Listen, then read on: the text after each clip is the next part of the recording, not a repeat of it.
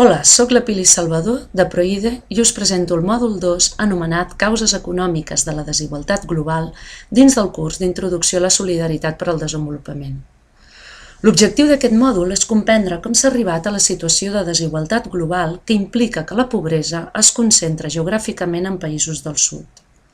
Podríem pensar que són causes internes d'aquests països, com la política, la demografia, els desastres naturals o el seu clima, el que els ha portat en aquesta situació.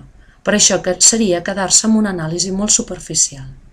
Totes les comunitats del sud lluiten per sortir de la situació de pobresa i en aquesta lluita troben uns entrebancs comuns que impedeixen el seu desenvolupament.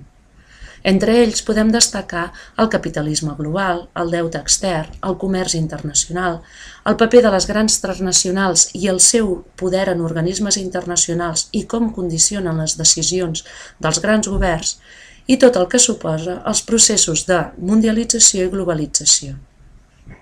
Al llarg del mòdul trobareu una sèrie d'enllaços que us recomano seguir. També us proposo el vídeo d'interferències, que critica el sistema del capitalisme global, i un parell d'articles sobre la situació del deute extern a Llatinoamèrica.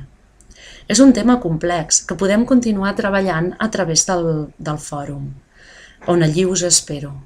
Moltíssimes gràcies i espero que gaudiu de la lectura del mòdul. A reveure!